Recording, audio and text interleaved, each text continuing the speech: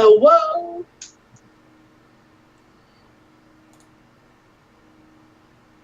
Millage.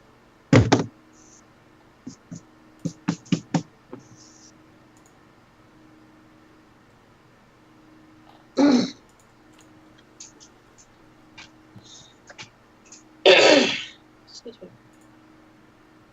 I still got a little bit of a swollen throat from all the campfire and stuff like this last weekend.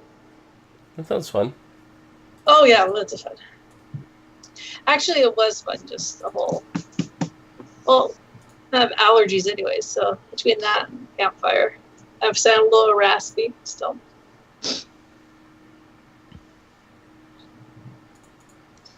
Bad part is I can't yell at my husband and kids anymore right now.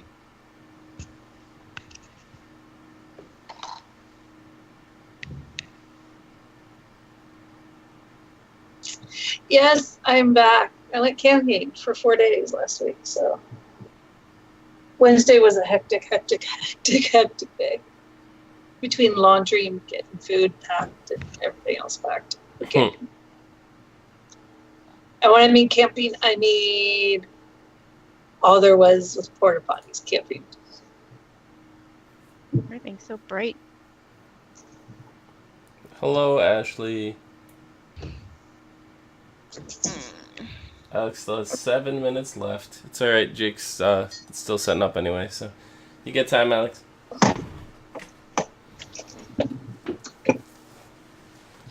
What is going on?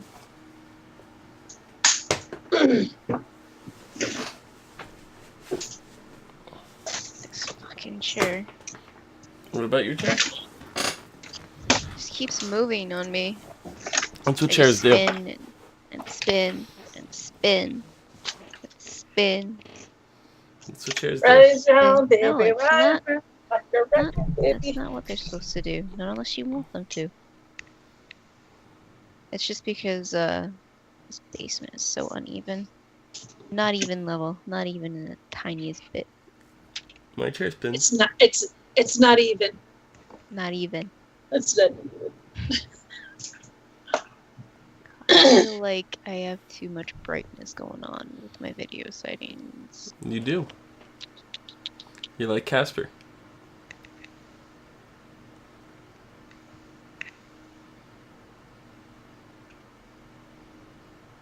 There. That looks a little better. Feels better. I'm not getting so much like shine off my face because I'm just like I'm whiter than Snow White. If that is possible. But Whiter than Rumple's heart in that one episode.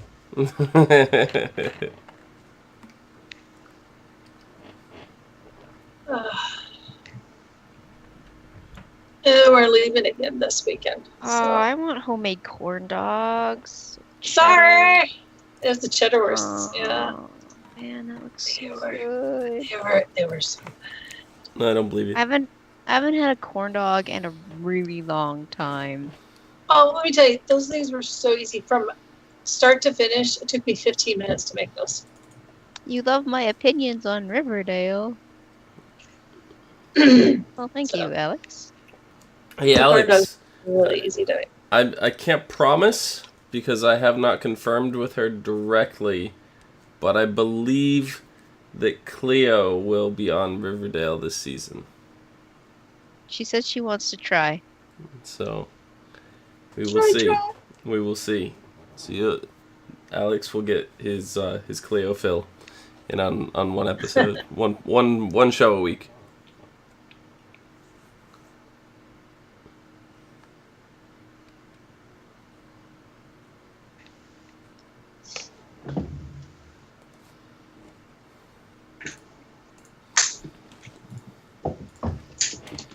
Is this thing... Is this thing on? No. Well, I'm trying to see if my hot glue gun is on. I think it is. So technically, yes, Yep, it's the thing it's on. It's on. Is this thing on?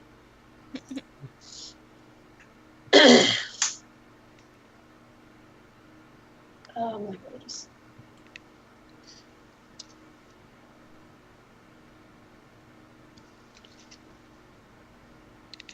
I hope this stays. I should be back next Wednesday too. But Lola's getting fixed that day, so we should pick her up about 4:30 in the afternoon. So I should be done plenty of time. Okay. 4:30 in the afternoon here. Just ruining a hat of mine for the sake of this show. You'll use it again. Yeah, probably.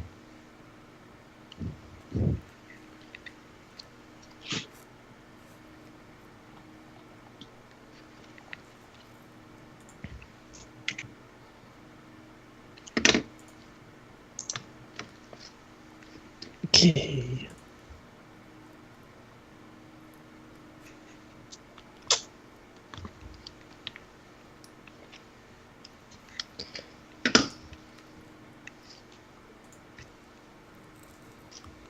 Oh, thank you for missing me. Sometimes I wonder.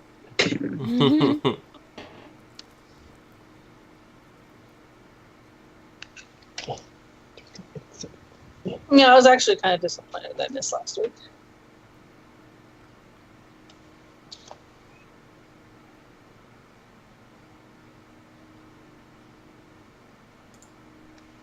But there was just far too much going on around here. Yeah.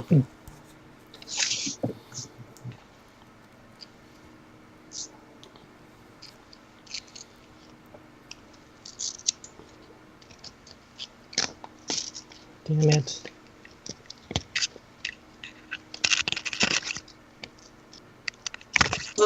Well, we got back Sunday. We used to put away all our camping stuff. That big blue tote behind me, we have 2 of those for camping stuff. There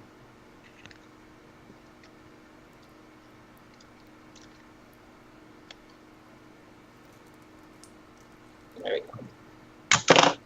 Now I don't look like I'm going to be dead.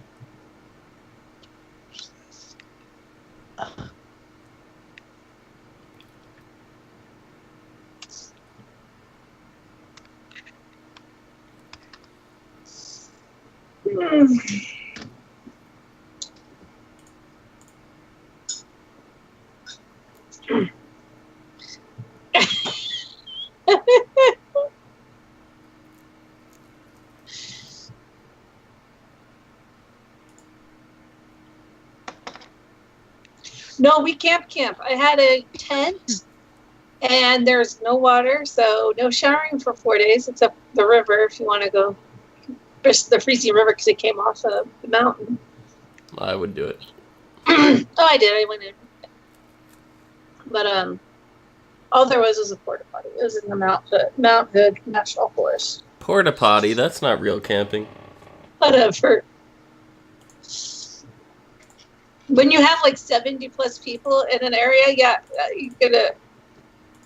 70 plus people in an area. That's not real camping either. No, that was just our family. It was like a family reunion. Well, yeah. So it was fun. A lot of people came down from Seattle and stuff like that. I haven't seen for a while, so it was really fun. And then there was like, I'm not kidding you, there had to have been 16 plus kids ranging from the ages of 17 down to about 5 months old. Jeez. And the kids actually one night, they split up into 2 teams. So each team had about 6 to 8 kids on it. And they, like, one team would go hide and the other team went and found them in the middle of the night. And they had like glow sticks and stuff like that. It was kind of cool. They organized it themselves. So it's like, whatever. And we just let them run around. We were out in the middle of nowhere. There was like the nearest town was probably about a good half an hour, 45 minutes away. And then you all get killed and you can't call for help because the phones are dead. No. I'm gonna go get some water. Not only were there a lot of dogs there were a lot of people there probably with guns. So a lot of my family is concealed. I'm gonna go get water as well. I'll be right back. Okay. I should probably have picked a more stable material. Oh well. I should have took more pictures, but my thing was I was gonna keep my phone in the car. That wasn't. A lot of people did that. A lot of people just stuck their phones in their car and didn't take it out the whole entire 4 days. Well, they are doing it right. Mm-hmm. I took one picture and that was it. I should have took more. That's the only time I ever saw anyone bring out their phone was to take pictures. Well, that would be the practical reason. Yeah. So it was pretty fun. Just sitting around until like 2, 3 o'clock in the morning around the campfire talking to people, bullshit. Campfire songs. Yeah. That's when I started singing the campfire song to Spanish. You walked And away. everyone better should have known that song. Well, we had a lot of people laughing, and she just walked away because she's 12. And, we embarrass her. My husband started singing the SpongeBob part, and then I just came in with the Patrick part. I started going, song! I started yelling. That's funny. And then my cousin said something. He goes, yeah, but it's at night. I go, at night. I go, is it advanced darkness? And he just started laughing. Hey, Squidward, I'm chopping lettuce. At night. Night.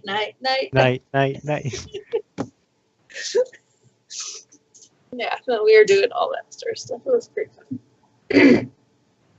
And like legit, I think the only time I ever saw my daughter really was when she wanted food and she was sleeping.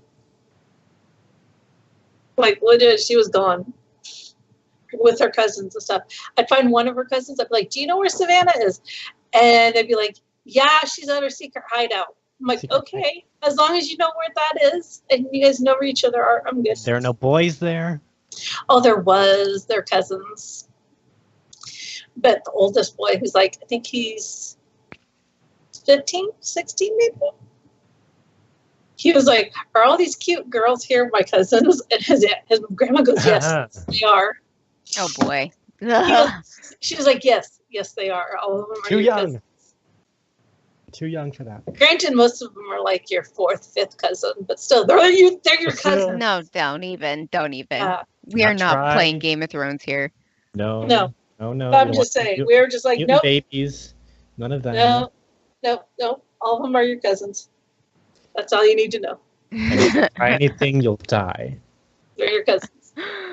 Oh boy. You'll die. You'll get your head chopped I off. mean, come on now. He's 15, 16 years old. He's at that age. Yeah. Okay.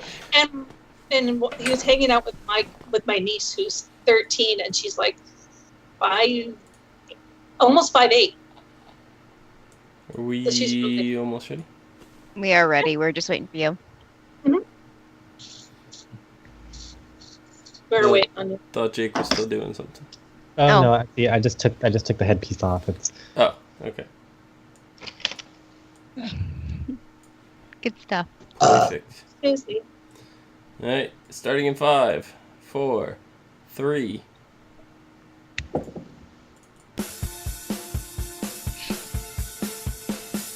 Warning: this podcast contains Yogway. Why? Why? Yogway why? It's a puppy.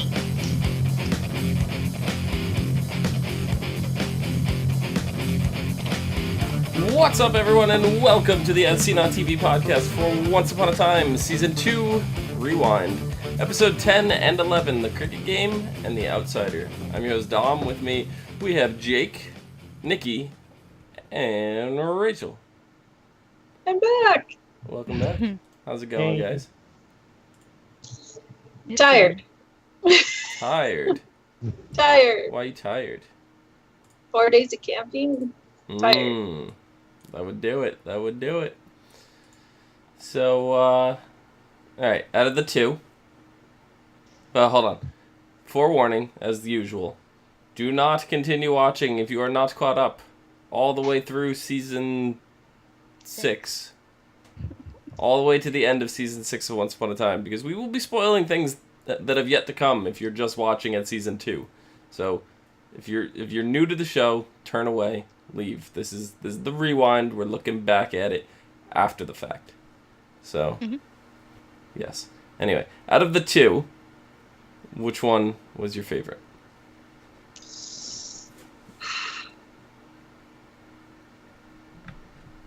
Well, it's hard. I like different parts of each one. You know what I mean? Yeah.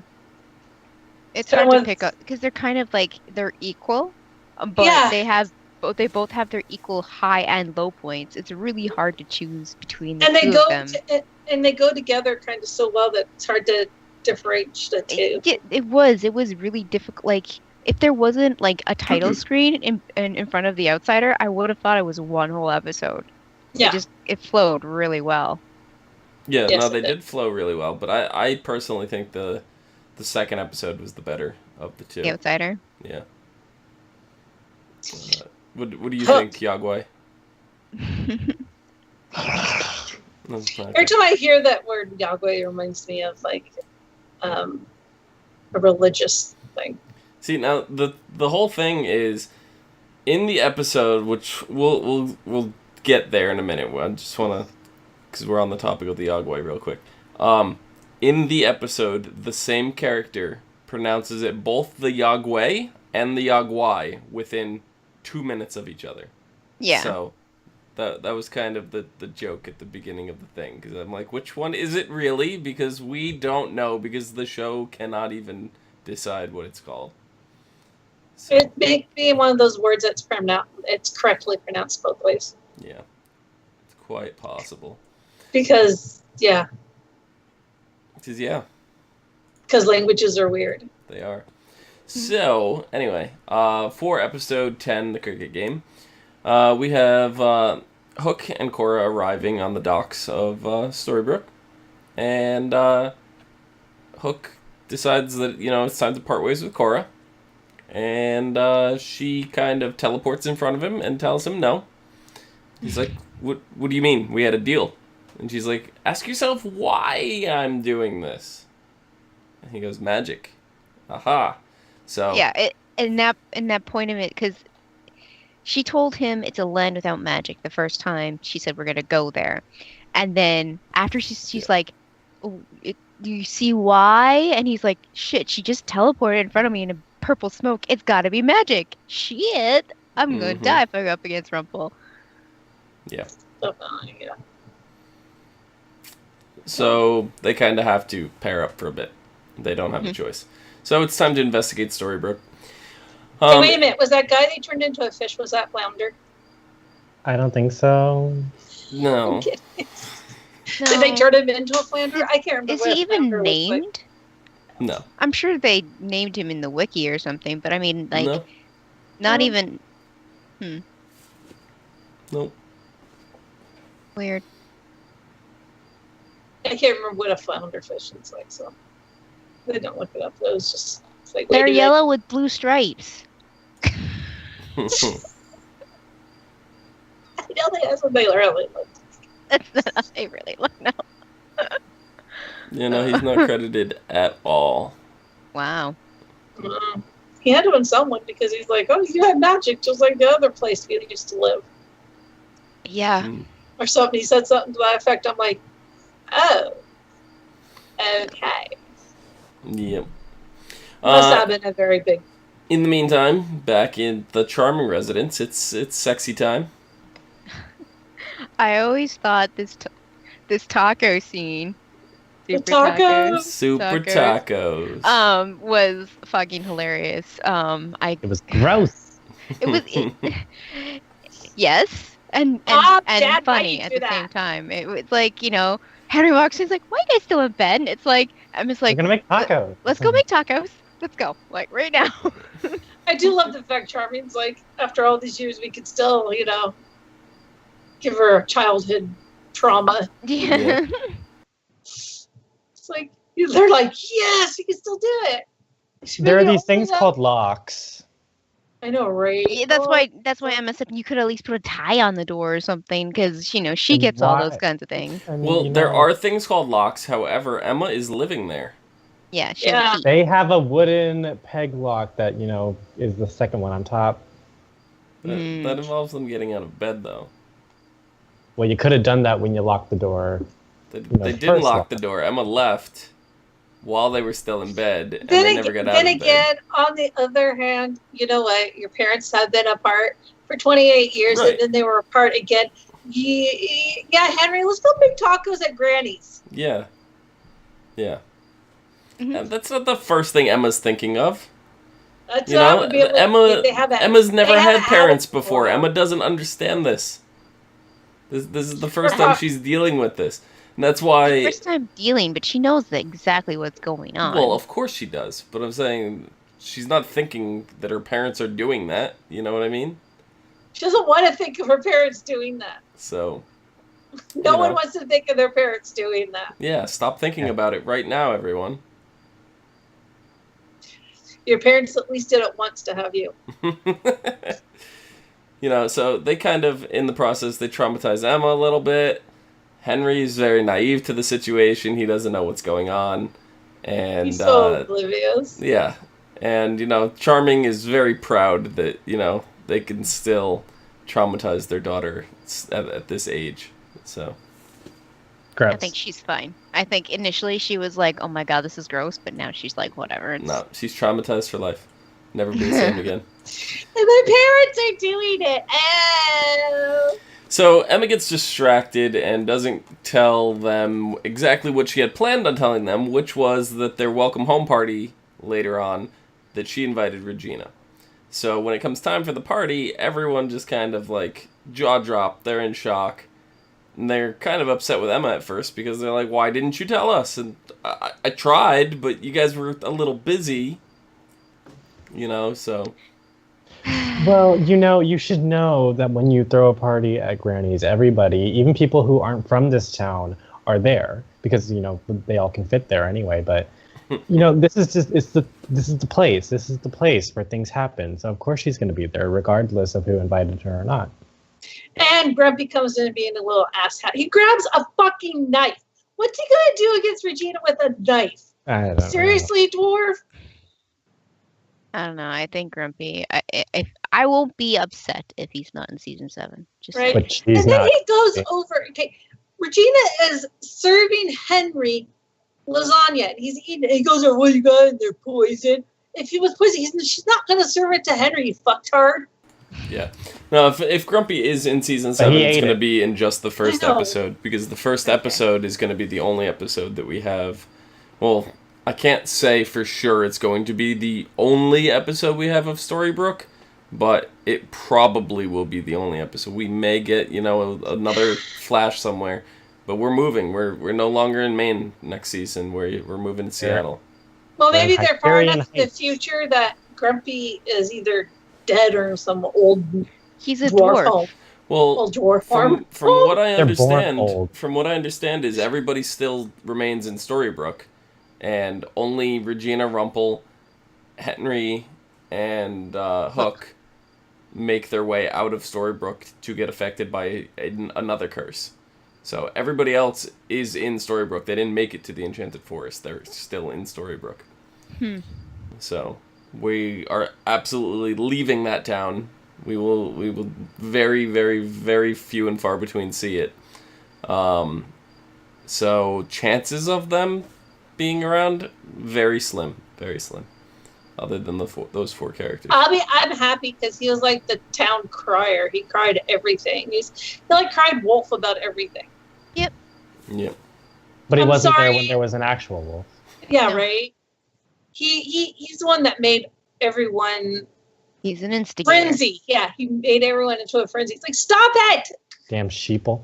Stop it, you stupid dwarf. He was just insecure because Nova didn't want him anymore. I bet you that's what. That's probably what happened. That's why we don't see her. Nova said, "I'm a nun now. I'm married to a higher purpose. Sorry." Well, she's still Wait, I I don't know. think she's a nun anymore. No, I No. think she's the mother of some mutant child in The Gifted or something. Yeah. That's odd. Yeah. But yeah. Well, where would yeah. you get that idea?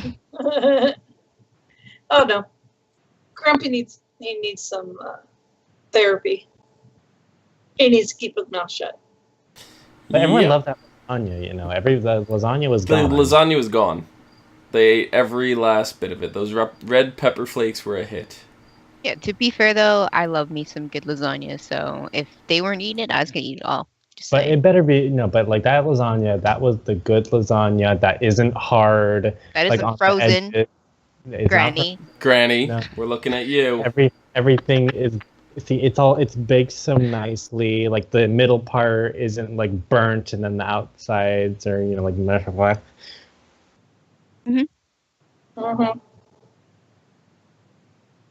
Yep. So everybody eats her lasagna. Everybody eats Regina's lasagna, and then nobody is paying any attention to her. So she gets upset. Because food. So yeah. So she gets upset, and she kind of tries to sneak out, but Emma catches it. Sneak out? Nobody noticed. Yeah. Well, she tried to sneak out. Emma did notice. So Emma chases after her. She thanks her for coming. Glad that she could spend some time with Henry. Regina then asks if Henry could stay over, a couple nights here and there. And Emma's just like, yeah, I'm not so sure about that.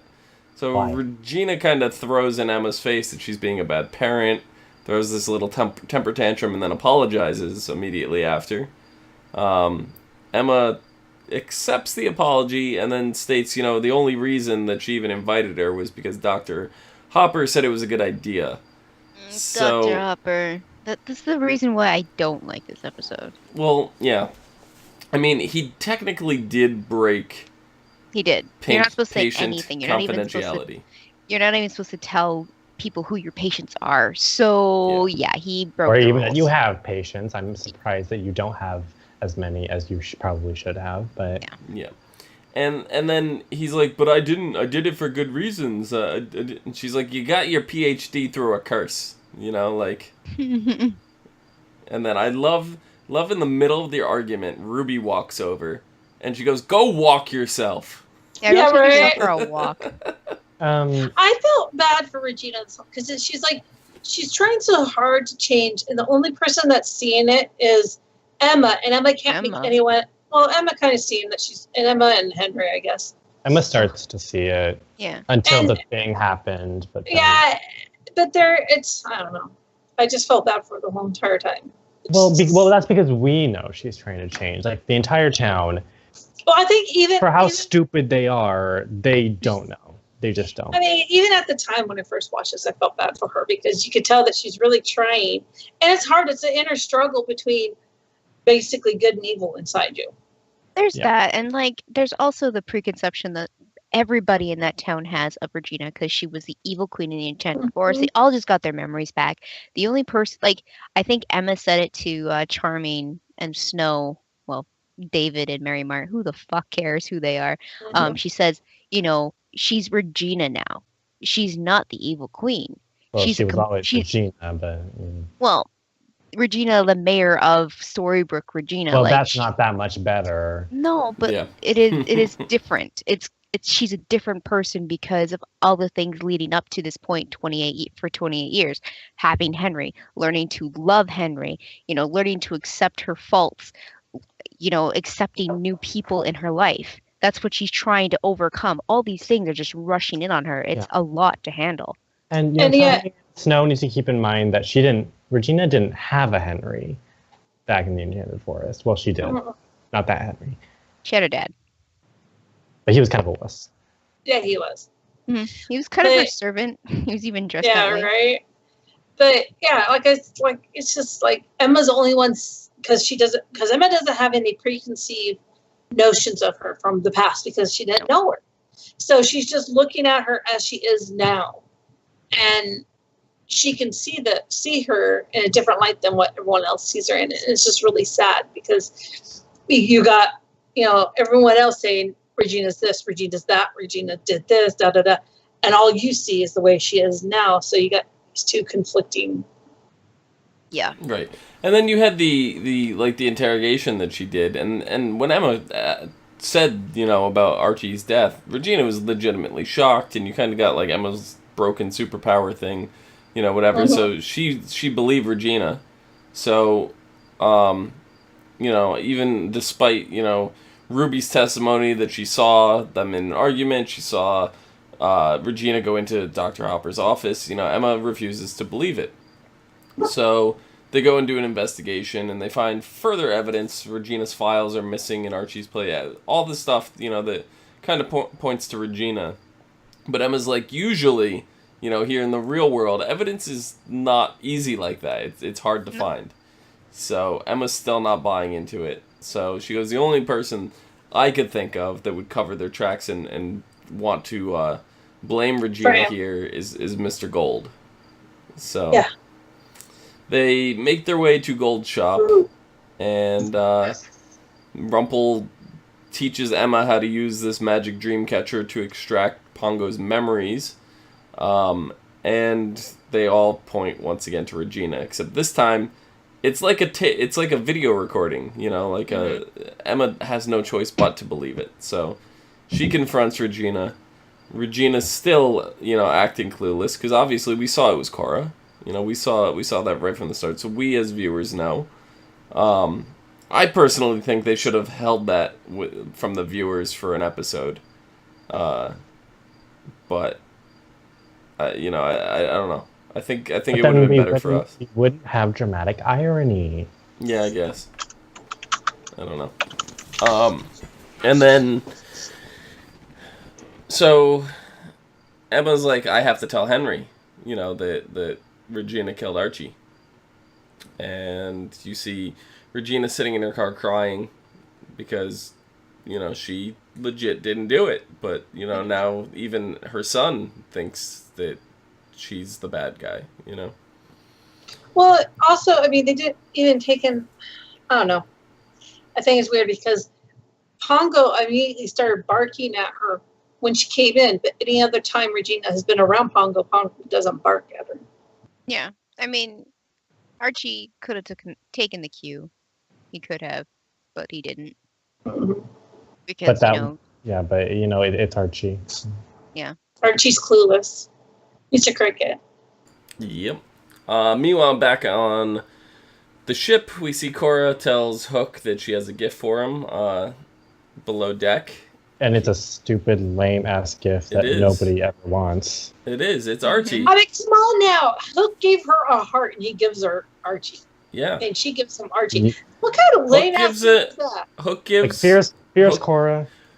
Hook gives him a heart. Gives her a heart. And Cora gives him a conscience. Not a very good trade. That's not a conscience. Not a very good trade. Realistically, Hook already has a conscience. He really does. Whether or not he's not listening to it. He's not listening to it. We know from things, from the other episodes. We know his past. We know what kind of honorable man he was. And even though he's mad at what happened to Mila and between Mila and the crocodile and all this other kind of stuff, we know what kind of man at the root he really, really is. So we could see that every once in a while when he interacts with people, which I think is actually really kind of cool that they did that. They make him. Yep. He's not just one layer. He's an onion. He's an ogre. Except he probably smells like rum and not onions. Oh, I'll be okay with that. Yeah, I'm better with the smell of rum than onions. Hook looks like he smells good, though. Yes, he does. That's true. He does. He looks like he smells delicious. Well, he smells like rum and leather in the ocean. Can you imagine? Oh. Okay. Yeah. Okay. So the reason why Cora gave Hook Archie was because apparently he knows all of the townspeople's secrets, even Rumple's. I'm sitting here thinking, I'm pretty sure Rumple is not going to Archie and telling him things. Like Archie, nobody goes to Archie and tells things. No, people do. We've seen people come and go out of his office before, but 2 people. No, more than 2 people. Not important people. I don't think Rumple's going to him. No, definitely. Well, Rumple retained his memories through the whole thing, so he's not going to be sitting there talking, to Archie, revealing his deepest secrets when he knows exactly what's going on. Rumple knows everything. See, everybody knows that Belle and Rumple are together. They know this, Belle and Gold. So, any random schmo that walks into Archie's office can be like, well, Belle and Rumple or Belle and Mr. Gold were eating a burger, blah, blah, blah. And Archie knows that now. Now he knows they're a couple. So that's information that he just obtained from some random schmo that walked into his office. You know what I find funny is that, Hook went to get Belle out of Regina's castle so he could get, find out about how to kill Rumple. And then Recora did the same thing, grabbed the wrong person. The person that didn't know anything, just like Belle didn't know anything how to kill Rumple, and Archie doesn't know shit. Well, now Belle knows. Well, Belle knows now. Well, the problem is, I don't understand how Cora knew about Dr. Hopper knowing all the town's secrets. So you knew that this. He just knew because I think she just saw the name. So you knew that this guy's white ass is the therapist in town, but you can't walk into town and see Belle and Rumple holding hands together down the street. They got there at night, and by the time all this happened was during the day. So they've been there overnight to research the town. They did say they were going to go. And the information that you gathered was this guy's therapist. No further evidence. Pretty much. We don't even know who the guy who she clamored Archie upstairs. She's like, I don't know who it was, that guy. Yeah, it was my first day in town. I don't know who he was. We don't know who he was either as viewers. The rest of the town doesn't know anybody else is missing. It could have been someone really important, that explains why we haven't seen some certain Disney characters in this show. But nobody even notices that anybody's missing. Yep. Well, no, they don't. Well, there's two people missing. The guy turned into a fish and the Archie. That could have been Aladdin for all we know. It wasn't Aladdin. It wasn't Aladdin, but it could have been. Because apparently he's been there from the get-go. Yeah. Just really quick before we go into the flashbacks. Red Bandit said we are going back to see Storybrooke in 3 episodes in season 3. 1st, 2nd, and 4th. Okay. So. That's good to know. Yeah. So in the flashbacks we were dealing with Regina as the evil queen, seeing her burn down a village, finding out, Snow is alone, so she plans to go kill her.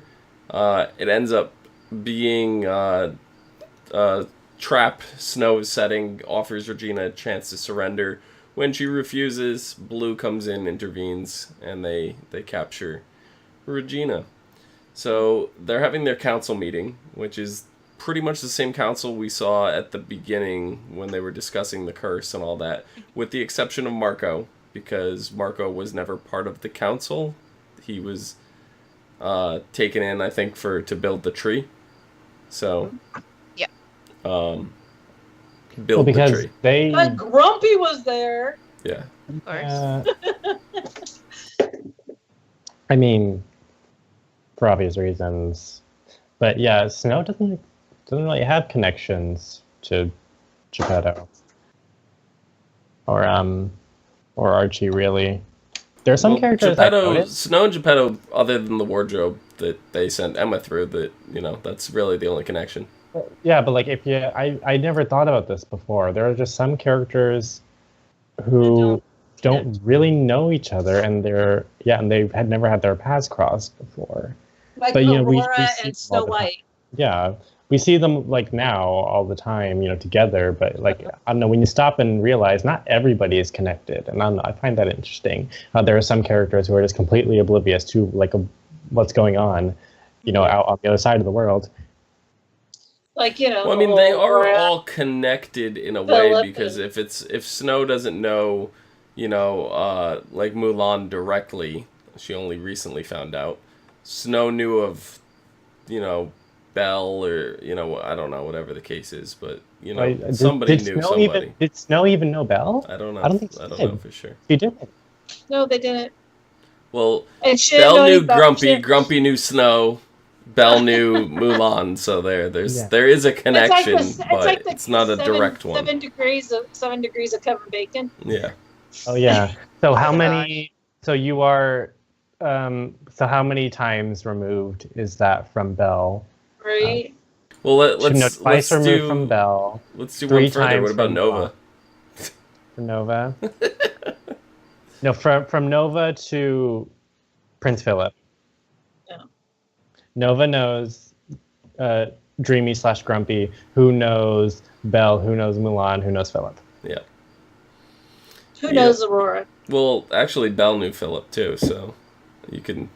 Only because she. You can cut it even shorter. You don't have to go through Mulan. Belle didn't know Philip, though, did she? Well, I can. Not until after she saved him. Not until she saved him. Yeah. But anyway, so during the execution, Regina's having some last words, makes it seem like she's going to head towards an apology and takes it in a completely different direction. Mm-hmm. She's sorry that she didn't cause more misery and murder. Ow, my ears. And Snow ends up stopping mid-execution. Because Regina knew that she would. With Shady Blue's help. Well, you could tell that Regina was just saying that shit just so people would get mad at her, so they would go through with it. Mm-hmm. I think in a way she wanted them to, because then it would end her pain, basically. Yeah. No, I think she knew that Snow would stop it. She had that little smirky smirk. I don't even think she had anything she had to say for Belle to stop, or not Belle, for Snow to stop it. She didn't have to say anything first. It was. She wanted to get that in there. Yeah, but it was after when they put the blindfold on it. It was the look that Snow saw on her face, the true look of fear, and but at the same time, I think Regina wanted this to happen just to stop the pain, just to stop it, because whether or not she was evil or not, her evilness came from the pain of losing Daniel. And to finally end that pain would probably be a blessing for her. I don't think Regina would go that route, though. At least not this Regina. I think she was just, she had nothing else. She was defeated. She was losing everything. Why even still be around? Well, because I think at this point, because this Regina right now, in this point in time, believes, and she's like hell-bent on it, that I'm not going to be happy again until the person who took away my happiness is gone, which technically is Cora, but for her right now, since Cora's not here, it's Snow. Mm-hmm. Yeah. But, I think I think there were, like Snow said, there was still that good person in her, whether she wanted to believe it or not. And when it came down to it, where she was stripped of everything, that's all she had left. Interesting question in chat. Alex says, do you guys think that if Snow did not stop it, the execution, Rumple would have stopped it because he was in the crowd? He totally would have, because he needs Regina. Mm-hmm. He even said that later in the episode. I'm going to say right now that Rumple would not have stopped it, because Rumple at that point had the seer powers, so he knew that Snow was going to stop it regardless. So yes, but had she not, would he? Yeah, that's what we're saying. But she was going to, because. Well, here's the thing about seers. He would have seen it another way if that was the case. I think because clairvoyance is a tricky thing, and we don't really exactly know how it works in this show. But generally, seers see possible outcomes, not what is for sure going to happen. It can be shown as one way, but it could be from a different angle. Right, but he knew that Regina, we knew 100% he knew Regina was casting the curse, so he knew he didn't have to Maybe interfere. He knew that. Maybe he saw that. Maybe he can see the big picture, but not little moments. Because he doesn't have all the answers. So maybe he knew that Regina was going to ultimately cast the curse, but the circumstances in which that will lead up to that happening, he doesn't know. So maybe he couldn't see Snow stopping the execution. So if she didn't, he might have stopped it, because he knows, no, I need Regina. And this is not what I thought was going to happen, but it's happening, so I got to fix it. Yeah, I don't think he would have intervened, because I think he knows exactly what's going on. But that's just me. So Rumple ends up talking to Snow, giving Snow a test to see if Regina's legit, whatever. So made it so that Regina cannot kill Snow in this land. Can't harm them yes. in any ways. Both of them, the Charmings. Mm-hmm. Yes. So which is a good way to excuse Regina not going after them earlier. Yep, it actually works out really well. So Snow gives Regina a chance to leave and leave all her evil behind in the cell with her. And Regina ends up trying to kill Snow. In the process, fails the test. So Rumple explains to Regina later that he may have helped Snow, but he's still a friend. Because Regina can kill her in another land. So this is setting up the curse. So, but yeah. So that is pretty much the entirety of the cricket game. Why doesn't Rumple cast the curse? I'm sure they've answered this, but I don't remember why. Because you need to give up the thing you love the most. Oh yeah. And he already gave it up. So. Yeah, he already gave it up. His thing is already gone. Yep. Bay is already gone. So. But yeah. So we start off the second episode with Rumple taking Smee to the town line. We learn about I found this scene funny. We learn about Smee's hat, that it was made by his grandmother, and that the potion the Rumple has to be poured over an object that you cherish the most. So it in fact did work over Smee's hat, and so that hat is so important to Smee. Yeah, it is. His grandmother made it. So I mean, other than the grandmama, other than the symbol on my beanie right now, I'm kind of wearing Shmi's hat. Just turn the hat around backwards. I could. Then we wouldn't know. So the experiment was a success. Smee remembers who he is. He's William Smee. Now Rumple can plan his trip, so he kind of shares the details with Belle. However, he says there's only enough potion left for one item, which is Balefire's shawl, which he seemed to neglect that Mila made the shawl. Did not mention that. Well, who the fuck cares? She was a Rumple? bad mother anyways. She died, remember? So much for Rumple not fucking lying and only telling the truth. He didn't lie. She died. But he lied before Initially. she actually died. Initially, she did not die. Yeah. She And like died. what the way that the conversation between Belle and Gold at that point, she was asking what happened to her on the ship before he became the Dark One. She just left. She didn't die. He's jumping ahead and saying she died because he killed her because when he became the Dark One, he punished her for being a piece of shit. Well, yeah, But not he still- undeserved, but you know. I don't know how Belle, when Hook got that close to her, just resisted him. I don't understand that. Well, because you know, I honestly couldn't tell you why. But, Exactly. well, I think it's because. I don't even know. Well, Belle is, you know, I'm good. I was gonna say she's smart, but you know. We know No. she's. She's I mean- book smart. She is book smart, and that is the part of the episode. She reads that was fairy really good. tales. She's book smart. She was reading actual text in the Enchanted Forest when she went. Yeah, she read a hunting for the different Yawgmoth. language in this Yes. language. I don't know So, where. like- I don't know where you picked this up, but Her particular, like her writing in the Enchanted Forest part of this episode was really, really good. But whenever when we she's in the Enchanted Forest, she's good. Whenever Yeah. she's in, you know, Storybrooke, it's like, what happened? But we did have Archie's funeral. His gravestone said Archie, friend and conscience. Yes, she was wearing a wig. And then we had Marco, Bell, Blue, the dwarves, Snow, David, Henry, and Emma as the only people in town that care about Archie. Everyone else thinks he's boring. And Granny. Granny was there too. I'm pretty sure they all feel the same way about Granny and Archie's Ruby. view.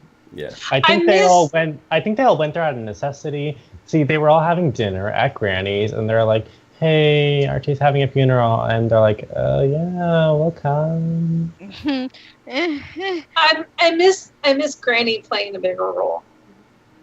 Yeah. You know, in these episodes, she played a more upfront role about things, and I mean, hello, Granny said, "Bitch."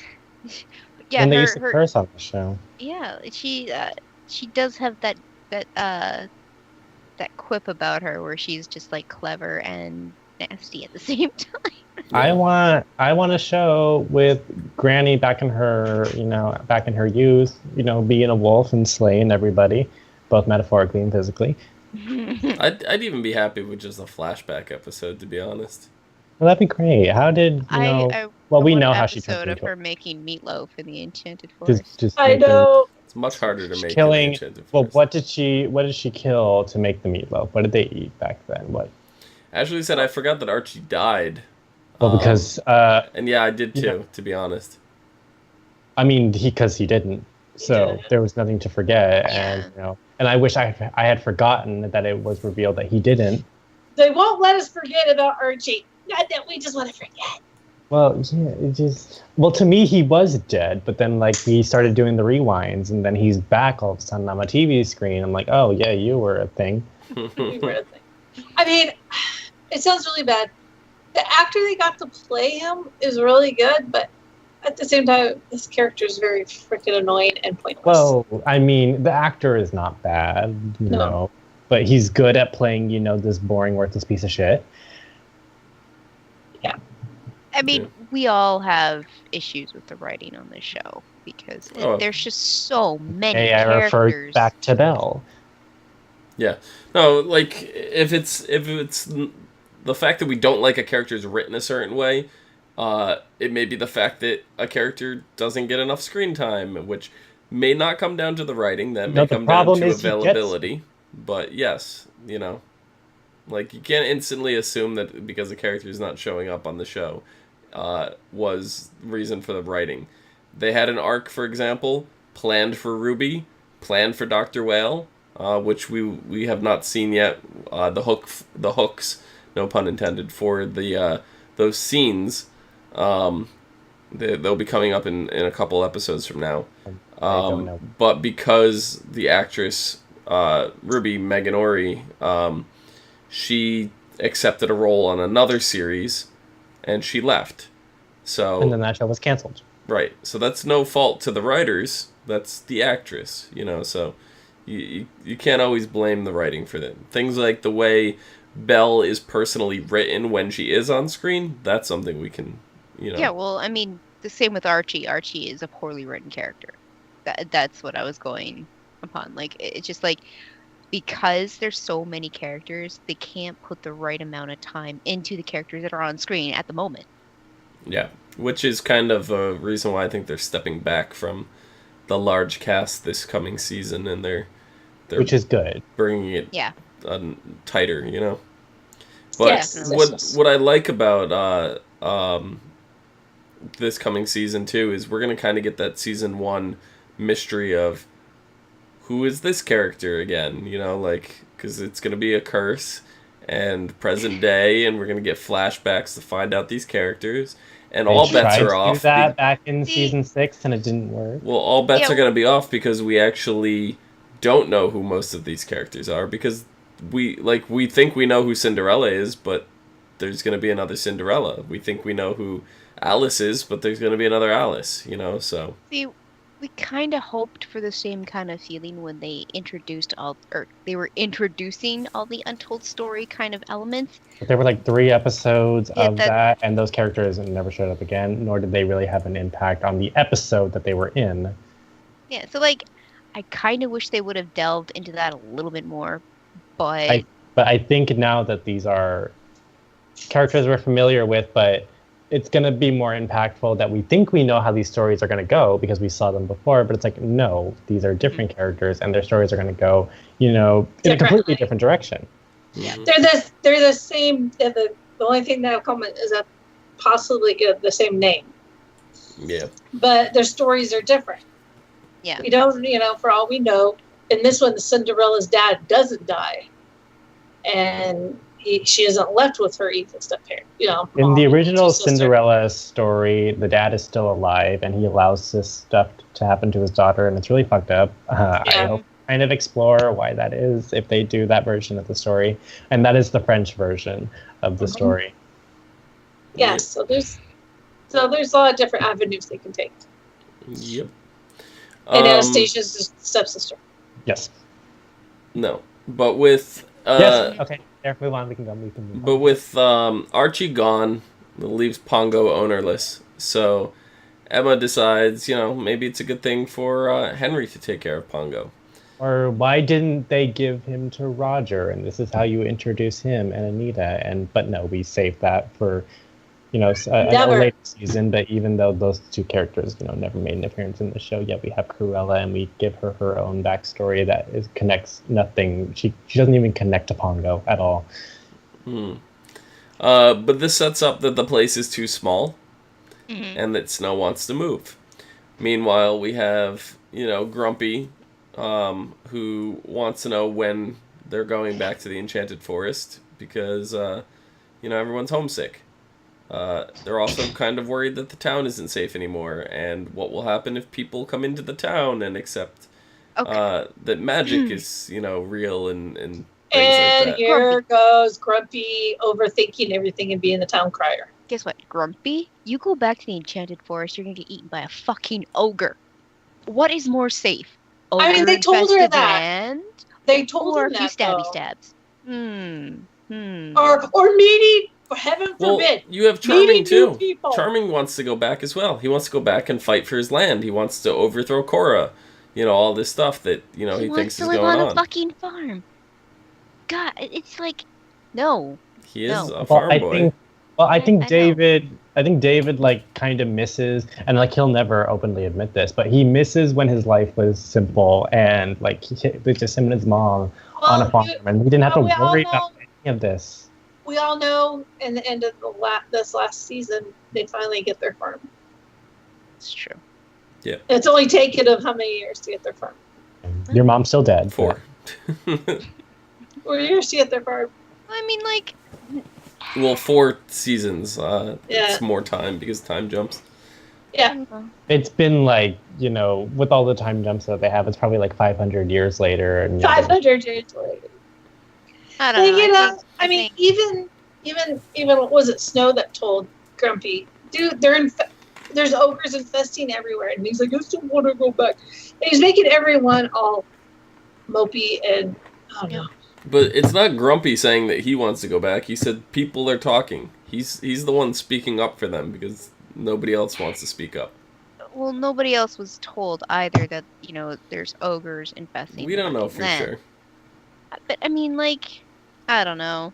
Well, I think people would start asking Snow and Emma, like, you've been there, like, what's it like? Is it like still there? Like, what went wrong? And she's probably gonna say there's fucking ogres everywhere. You don't want to go back. I mean, they've only been back for 12 hours, maybe, and no one has talked to them. But Grumpy's assuming everyone wants the same thing. The conversation between David and Mary Margaret when they were discussing a house, and David's like, I just want to go back. I want to fight for our land. And Snow's like, I want to stay here. I don't want to fucking fight anymore. Sick of fighting. Well, she's done. I understand. Yeah, and I don't know, I think it actually kind of he kind of realized oh, yeah, but he still wants to go back.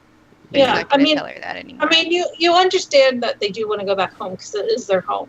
Mm-hmm. At the same time, through the whole entire relationship of Snow and Charming, that's all they've been doing is fighting and trying to regain their land. And then when they finally did regain their land and stuff, the fucking curse happens, when they finally get married and have a kid and stuff, and things seem to be settled down, then the curse happens. And they're constantly fighting and fighting. And I can understand Mary Margaret just being like, I'm done. I want to, sip my coffee on a Sunday morning while on the porch, watching the birds. Yeah. I don't want to have to constantly be fighting. It would be really weird to have everybody go back, including Emma. Emma's been there now. We've seen it, but she felt very out of place there. And I don't think she would ever feel at home. No. Because it's not her home. Right. I mean, well, it is. No, it's not. That one it's where she was born. It's not her home. The alternate dimension, Yeah. Where, with the wish and the Yeah. whole... Yeah, we had that. Snow was there. I mean, Emma was there, and she was... a priest. She was But so she- prissy. but It she knew was so something was bad. But even then, she knew something was off. She wasn't fully happy there. Yeah, she was so prissy, and like I'm like, oh my god, this is so weird. How do I hold a sword? Oh no. I know. Here, I'll give you anything you want. Just don't hurt us. Henry had the sword. It was fine. I know. So anyway, we But have Henry was kind of a dick in that. Yeah, he show. was. we have Hook interrogating Archie, looking for the Dark One's weakness. He doesn't know anything about the dagger. And then when Hook threatens him at Hook Point, that, Archie kind of reveals, I think it's off camera, I don't remember him saying it on camera, that Belle is here. So Hook then makes his way to the library to kidnap Belle, get some information out of her. She pushes the bookshelf onto him, and then escapes into the Maleficent elevator. Tries to call for Rumple, but has really bad reception. Because It's probably like a cage, what are those called, the Faraday cages or whatnot. It's probably like that. Let's be honest. Who gets good cell phone reception in an elevator? And they just have those stupid flip phones. They didn't even have smartphones, so Yeah. Yeah. So, Rumple comes to the rescue. Tells Belle, about Mila, why, he's so upset with Hook. How Mila was taken from him, so he took Hook's hand, and that she died and didn't quite tell her how. You can't take something that was never really was yours, dude. Mm-hmm. So they head back to the shop, only to find out that the shop is completely trashed, and Bay's shawl is missing. Mr. Smee took it. Yeah. To me, you could have, easily just, without breaking things. I know, taken the right? shawl. Why- I think it was out on why- the counter. Like, just grab the shawl and go. Like, what the fuck? No, it was in his safe. But Well, still, I mean, still. Yeah. why break everything? I don't know. But Smee took it. So, Rumple is effectively trapped in town. So, of course, he wants to retrieve it. Really quick, Red Bandit says in chat, if you look closely when Snow made the comment about having turrets on the house, you On the kind of castle, see yeah. Emma laugh a little bit. So, No, it wasn't AT&T. It was T-Mobile. No, sorry, that was really. No.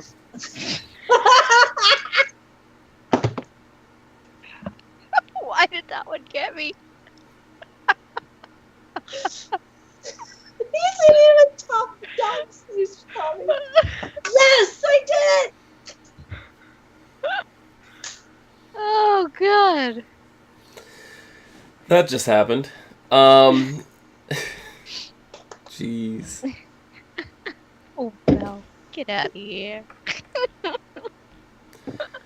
So, Rumple asks Belle to stay behind. He wants her to stay safe, so he doesn't have to worry about her, and then gives her a gun.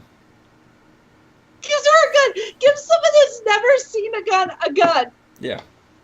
Seems Well, legit. I was expecting, something like that to happen. He's like, here, take this. She's like, oh, what is this? I was waiting for him to shoot him in the leg or something on accident. She's But like, that is, knows she's like, how to that use- is that is what I'm supposed to do, right? She knows how to use bags of dust. Why don't you just give her one of those? He probably doesn't have. They had, I'm Duh. sure he. I'm they sure had he has guns in the stockpile. Enchanted Forest, I'm Well, sure. you know what, if you I'm sure poke she's seen a yourself- gun before. Well, I think Rumple, if you poked yourself, dust would come out. Mm. I don't want to even touch that one. So, in the meantime, we have Rumple confronting Mr. Smee, admits that he did in fact give the shawl to Hook, so Rumple then proceeds to turn Smee into a rat. Because it's a metaphor. Is it? What is it a metaphor to? He's a rat. It's He's a thieving rat. They turned into a rat. Hmm. So, I forget what season. Is it later this season or is it next season that Oh God, I don't even know why or when Shmi gets turned back into a person. I don't even remember. I didn't bother to remember because I don't care about this character at all. Smeed is just a opportunist. I don't know. Well, what did we need to do? Well, okay, I don't remember. I legit don't remember him turning back. He does. It was. I just don't remember when. It was in season 3. Oh, excuse me. It was because of Pan's curse. Uh-huh. Pan's curse undoes it. Okay. Yeah. Yep. Okay. So that's how he comes back, because I was curious about that. And then so Belle's cleaning up the library. She ends up seeing the monkey knot in the book area where Hook was, fell over. Realizes that Hook came over on his ship. So she goes to the dock to find the ship and sees a seagull floating up in the sky. Just That's sitting odd. there. And so she takes some bird feed and throws it on the dock. And Wouldn't there be a giant gap in the water? probably. What, I know displacement? there's a ramp going up and stuff, but was it bird feed or was it just sand? Oh no, it was something she took out of the box. Yeah, I thought it was like bird feed. Oh, okay. I don't know. So she finds the cloaked ship, goes in, finds Archie, frees him, tells him to go get gold. Instead of, somehow when she frees him, she hears somebody board the ship. But somehow Archie's able to make it off the ship without getting caught, but Belle's stuck in there. I didn't understand that. Hook was turning the other way, and Archie just ran across, and Hook then turned around, before. Oh, I just don't know. missed him. Just missed him. Yeah. It's a Scooby-Doo episode. Yeah, exactly. With all the doors. Yep. Yeah, that's gotta be it. Mm-hmm. So Hook confronts Belle, has the shawl with him, tells Belle all about Mila, how she actually left Rumple because he was a coward, how Mila was the one that in fact made the shawl, and that Hook tells Belle that Rumple killed Mila. Mm-hmm. So Belle is shocked now. As horrible as the person as Hook is supposed to be, he's actually not. He's actually telling the truth. He's actually very, very much a truthful type person, which is funny for a pirate. He's been telling the truth the whole entire time. Yep. But no one believes him because he's a this big evil pirate. But. So in the meantime, Rumple boards the ship and beats the crap out of Hook with his cane. Belle the entire time begging Rumple to spare him, and eventually he gives in and does so. Then we see Archie go see Emma instead of going to Rumple, but we assume he made it to Rumple and then went to see Emma after. So he tells her that Cora is around. So. You know Sakura is? Apparently. Well, I mean, she's the one who. I mean, she probably didn't keep up her disguise, and when she took him to Hook. But has he met Cora? No, I bet you when she had him, she probably said something. She could have, but don't forget, Cora is Regina's mother, and there was a long period of time where they were both in the Enchanted Forest, so I'm sure characters know of Cora from the Enchanted Forest. And when she revealed that, he was her present to Hook. Yeah, that's what I mean. Cora's when she talked. She was old, though. Cora's really old, though, and she disappeared before Snow kind of came into her own. So I don't know, but no, I think Archie knew who she was. Yeah, okay. Well, even if not, he heard the stories when Emma and Mary Margaret came back about Cora being in power, and then probably heard the name Cora between the Hook incident. Either way, I'm sure he knows about Cora to some degree.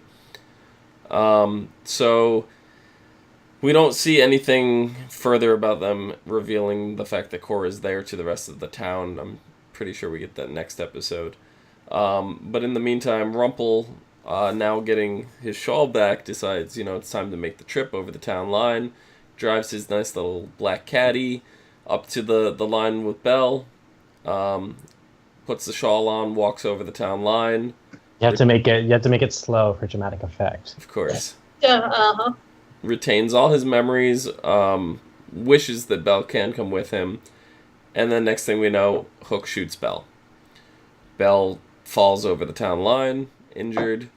She does not remember who she is. You've been teasing. And we get Lucy. Yeah, you've been teasing us with this Belle Lacey. going over the town line. We've had this tease before. And also, speaking of recurring themes, we've had a lot of times where Hook has almost killed Belle on multiple occasions. So it's odd seeing their budding friendship in season 6. Yep. Well, look, Belle obviously is easy to forget people. How many times has she forgiven Rumple? I mean, Well, Rumple's a special case. The moment she saw his face in the library, she should have been like, "Oh, you're the pirate who tried to kill me in the tower." But no, she was like, "I don't know this pirate guy. He has one hand." But she did say it. She goes, "You're the one that got me and was trying to take me from the Queen's tower." Yeah. She did say it. Okay, I just remember her trying to describe him to Rumple. She didn't know his name. Elevator. She didn't know his name. She just met did. him. She met him 5 seconds, and yeah. She was like, "He has one hand." that's his defining feature. You probably should have started with that. Yeah, right. Yeah. So Rumple's furious. Obviously, he He conjures matches up a this fireball. character in the book I read. He conjures up a fireball to take out Hook, and that's when a car comes barreling in. Rumple rolls out of the way, the car hits Hook and crashes. It's from Pennsylvania, and this is when we get those 2 douchebags. Well, not yet. Oh, pretty soon. Just one. But the shock that went through everybody, including me, when this episode first premiered, holy shit, somebody's in town. Yep. And we were just talking, because we had Grumpy setting up earlier. What if somebody comes into the town? What are they going to think of magic, What are you just going to... Are you just going around the whole entire town going, "Whee! Magic here, magic there"? They pretty much do, though. No, they don't. No, they try to... I like the few episodes coming up where they're trying to hide that, this place is, totally normal. And if they just were acting normal, no one's using magic anyways. Well, nobody in this town really has magic except for characters. Yeah. But I just think it's funny. Oh, what if people come? Oh no, you meet new people. Heaven forbid. What are you, a gamer? You live in your parents' basement? Yeah. Right. So this is... He probably did. This is the start of the character Greg Mendel. He's the one in the car. We, however, do not... And this character gets no resolution. Is that her name? The Who? girl that's Tamara. the girl with Greg later on is Tamara, right? Yes. Yeah, okay. That bitch. Yeah. That bitch. Both of them. But I don't think we They see both her got until next season. Yeah, no, Greg gets we out see and her. he tell it. Oh. We see her this season we? because she's engaged to Neil. I thought they only... Wait. No, she was. She knew of August. She knew August. And so, when they go to find Neil in New York, that's when we meet her because... And then August was like, "Wait a minute, I know this bitch." Yeah. She gets around. Yeah. She gets around. Tamara was in. She was with August when he was going to see the dragon. I get it. And she poofed it. Yeah. Oh. Oh. And we get the dragon. Starting to remember. Yeah. Okay, yeah, we do get her for a little bit. She's not a very nice person.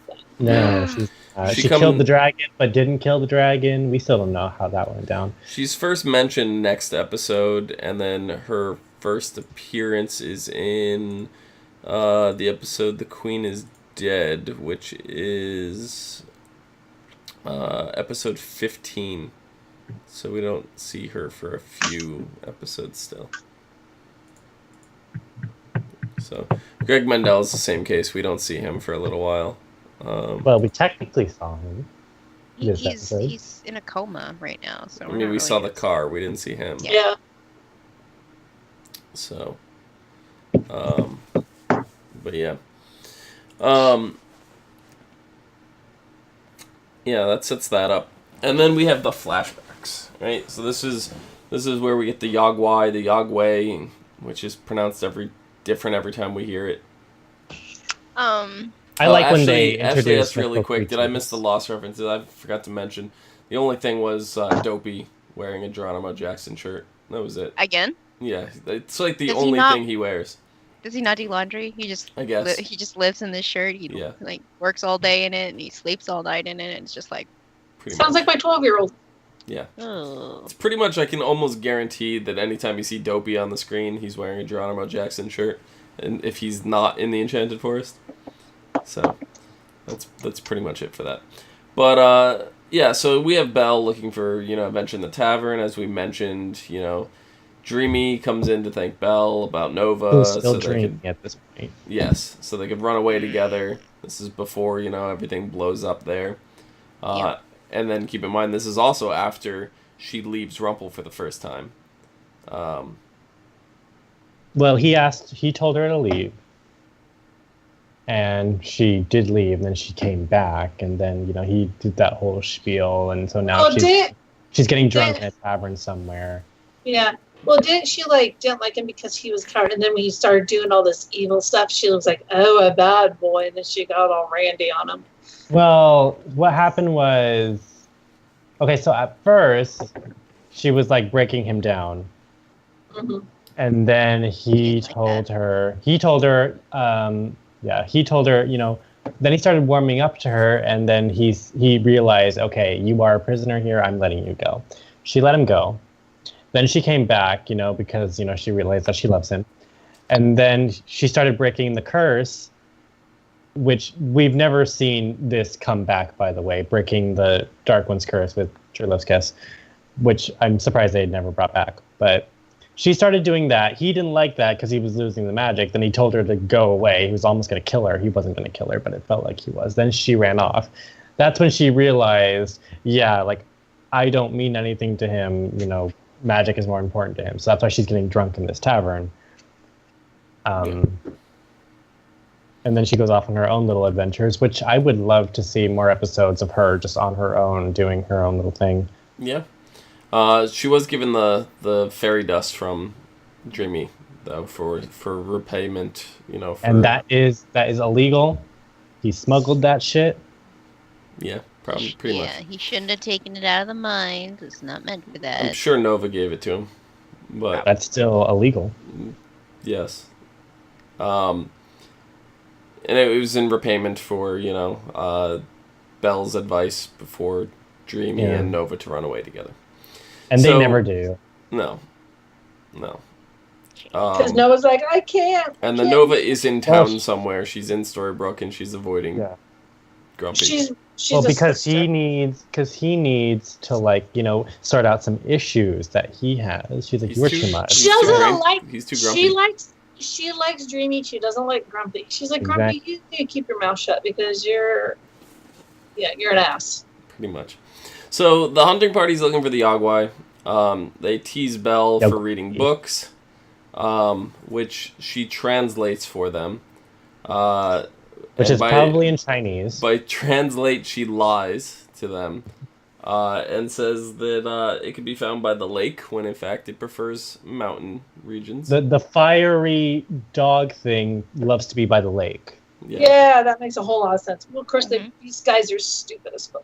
Yeah. That's dumb as rock. They're just looking for an easy way, so... They boot Belle off the cart. Before doing so, one of the guards yells at Claude, head toward the lake. Right? Then I started remembering, I'm like, that name Claude, that's very familiar. Claude is the guard that Hook killed in the flashback from last week's episode that we covered. Right? So... What? Okay. Claude here has his own little arc. And this is not the last we've seen of Claude either. So Claude, in the story, this is the first appearance we see of him, is here. And he's doing this thing with Belle. Then, next season, season 3, I think it's episode 2, there's, with him as the Queen's Guard, holding a magic mirror or something, regarding, Snow falling under the sleeping curse or something like that. And then in the terms of the story is when Hook comes in and then kills Claude. Claude's body then goes to Wonderland, whatever, goes there. This is still not the end of Claude. Claude also comes back in the underworld.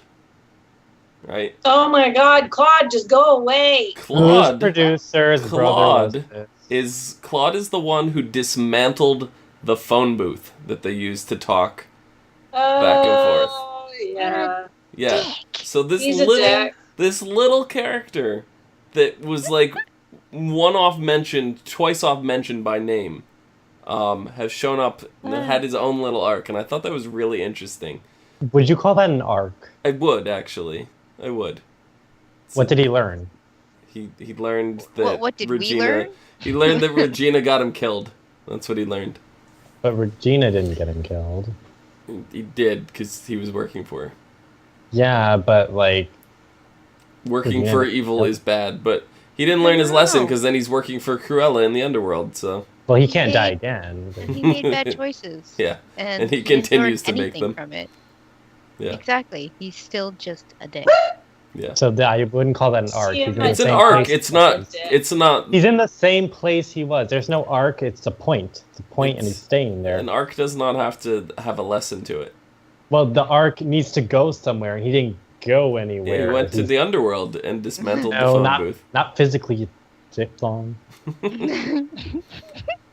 So, no, I actually really like that, to find out that this character has had this little reoccurring. He just pops up. I feel like we learned more about Claude than we have of like Mulan or Ruby right now. Like, seriously, what the fuck? Yeah.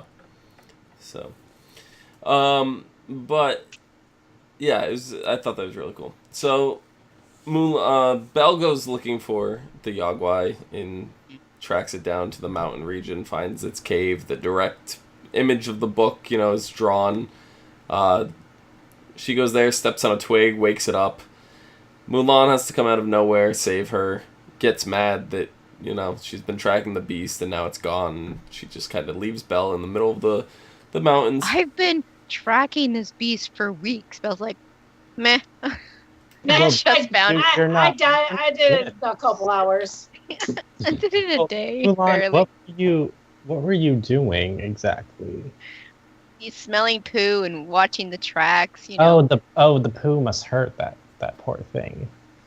It's fiery poops. Butt cinders. Sorry. Oh, I'll reference. I mean, the dog is made of fire and brimstone, so I'm assuming if it's got hot and spicy poop, it's not really gonna. Well, I like to think that Philip was turned into this creature specifically for its flaming head and its fiery poops, because it is in pain all the time. That's why it's so angry. Okay. Only people that play. See, you know what happens. When you're constipated, you don't feel good. I don't think that's the point of this little hex that's on him right now. But yes, okay. Like, wouldn't you be upset too? Maybe. Just a little history on the Yagwai. This is a Chinese creature. Mm-hmm. The name, loosely translated, means freak or demon. And they are usually... These aren't like really a race of creatures per se, like a subspecies. They're actually they're not born, people, like they're evil, magic users are transformed into these things. Yeah.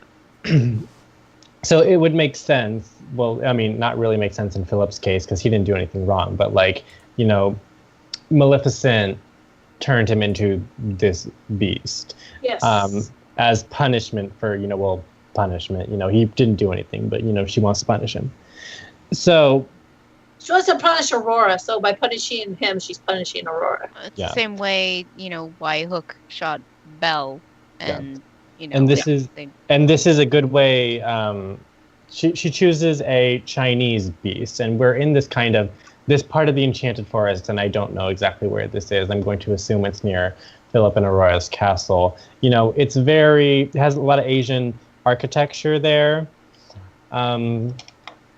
And I would think that Mulan would know all about the Yao Guai, but apparently she doesn't because, she has been tracking this thing for weeks, and Belle can just read a passage in a book and she finds it within minutes. Mm-hmm. A passage in a book that's in Mulan's native language. Yeah. So she ends up saving Belle again when Belle wanders into that town, when she's about to get pushed into a well by Claude and... the other guy that Claude is with. Side note, Claude is also joins the cast of iZombie for one episode. As Claude?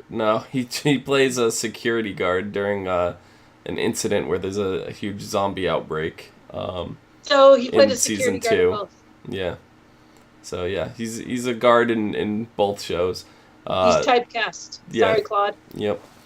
He's also he's been in a bunch of shows, and he is Alex said maybe he's a cousin of one of the producers or a nephew or something.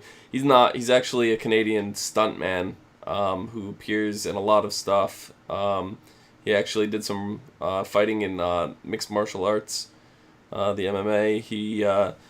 He's been involved in a lot of TV and movies, everything from iRobot to all three of the X-Men movies, Diary of a Wimpy Kid, Twilight Breaking Dawn Part 2. You should put those on his resume. Battlestar Galactica, Eureka, Human Target, Almost Human, Arrow, iZombie, The Magicians, The 100. He's been in a lot of stuff. So Claude makes his way around. He's one of those actors. The actor's name is Paul Lazenby. He's not actually an actor. He's the stuntman. So. But he's one of those actors where they've been in enough stuff where... Because, there is a certain amount of minutes you need to be on screen to join this act, to join the union. So I think, and a lot of actors do this who aren't not like major actors, but they've been in so many things for short amounts of time on each thing that they've been on, but they've been in so many that they've racked up enough minutes of screen time to be accepted into the union. Probably how David Anders got his start. But anyway, so they decide that, or Mulan decides that she's gonna pair up with Belle. She'll have Belle track the beast and Mulan kill it. She agrees. However, Mulan's injured. She can't do it herself. So she asks Belle to handle it. So Mulan, basically, you're worthless in this story. Yep. Yeah. Belle lures the Yao Guai into town, douses it in water, and then it starts writing in Chinese. It writes "help me" or "save me," I think actually. But funny Philip enough, knows Chinese. Funny enough, Belle's able to read Chinese before it's finished being written. Only half of a character was finished out of a 3-character thing. She's that good. Yeah, she's that good. There's no way she could. Someone starts writing help. If they get to HEL, you're you kind of yeah, but that's not how the Chinese language works. Not really, but maybe she read the script and she realized, this is the part where I'm supposed to help him. Yeah. I don't know. So with script languages like that, a whole sentence in English that would be like 12 words long is only going to be 2 or 3 characters. Like it's weird how script languages work like that. Yeah. Anyway, I went to mention the actor who plays Claude. His name is Paul Lazenby. That's you said the that. actor. Okay, did I? I didn't remember. Yeah. Yes. I pulled him up on the side. I forgot to close the window after I said that then. And then, so we had Belle use the fairy dust to transform the Fairy Yagwai. dust the fairy dust does anything. It does anything you want it to. Anything. It's like a cure-all. Pretty much. This is where the timeline gets all sorts of weird because we're like, oh, so this was before. This was when was it? This was before he woke, Aurora. So this was before this first time he ever met Mulan, and then because this is when the timeline gets all jumbled. Before Mulan gets the enchanted sword as well. So I know that was one of the questions that we brought up a couple episodes ago. It still didn't talk about it, but this is before she gets the sword. No, she had the sword. She had that sword in this episode. What? But it might not have been enchanted yet. We The don't sword know. was It's a the gift same. from Philip. She had the exact same sword. It could be the same sort, but it just might not be enchanted yet. Hmm. So we don't know. Yeah. Because you can enchant your own gear. Yeah. Yeah, it's just like Minecraft. But we find out that Philip was indeed the Yagwai. He was cursed by Maleficent to try to separate him from Aurora. And then Belle kind of unites Mulan and Philip and sets them on their journey to find Aurora. And it takes you forever. I was thinking about Maleficent's. Yeah, I was thinking about Maleficent's plan, and it's interesting how they put these two together. But I was thinking about Maleficent's plan in the original movie. So her plan was to have Philip locked up and wait until he's 80, 100. Yeah. 100 years old, and then go and go save Aurora. And I feel like that's a much crueler punishment. Here, I think Maleficent's plan was a bit weaker because she turned him into this beast, and I think she was expecting other people to kill it. Mm-hmm. Well, that's what Mulan was going to do. Yeah. Which, I don't know, that to me is it's a cool image that you turned him into, but I don't know, I like your old plan better. But Belle, she sets off on her own, only to be kidnapped by Claude and Regina. Claude. Hashtag Team Claude. Circle. Yeah. On her way back to Rumpelstiltskin. So. That is that. So, we do end the episode with the outsider coming into town. So we're left to wonder there, what's going on with that. The next episodes that we will be discussing next week, episodes 12 and 13, one of which is called In the Name of the Brother, and this is the second Dr. Frankenstein episode that we get, and I believe the final Dr. Frankenstein episode that we get. Yep. I think so. And then the following episode 13, is Tiny's backstory. Yay! Yay, Tiny. But Jacqueline. Jacqueline. Can't wait till Tiny finally gets his Storybrooke and he gets to farm his farm. And then he gets Tiny. Tiny gets Tiny. Tiny gets Tiny. Yep. Yeah. So, I think that about does it. Thank you, everyone, for joining us. Jake, where can the people find you? You can find me wearing the shit out of this headpiece and all my giggles and gore and monsters of mayhem here on YouTube at Jacob Salazar, or you can find me on Twitter, tweeting me throughout the week, throughout the life at TNowerland. That is TONOWHERELAND. Join the Nowherland Society. Excellent. Nikki, where can the people find you? On Twitter at LadyVenom24, at LadyYVENOM24. Rachel, where can people find you? You can find me at Twitter at VikingWitch76 and on Twitch at VikingWitch. Hopefully next week I'll be streaming. Cool. You can find me down below at Phenomenon, PHENOMEDOM. Phenomenon.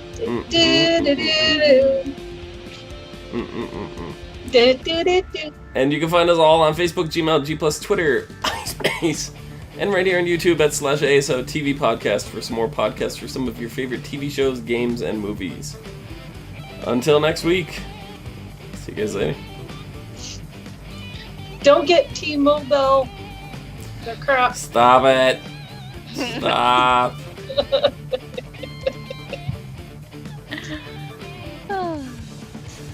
Yes, Alex, I did see the Sabrina the Teenage Witch skit from Funny or Die. It was really, really good. T-Mobile. Sorry. I have to jet, so thank everybody for watching, and I'll talk to you after that soonish. Yeah, I gotta get going myself, unfortunately. Yeah, unfortunately, I can't stick around either. I have to eat dinner still. And I gotta go put my hair out. Take care of. Thank you guys so much for hanging out, and we will see you guys in the next week.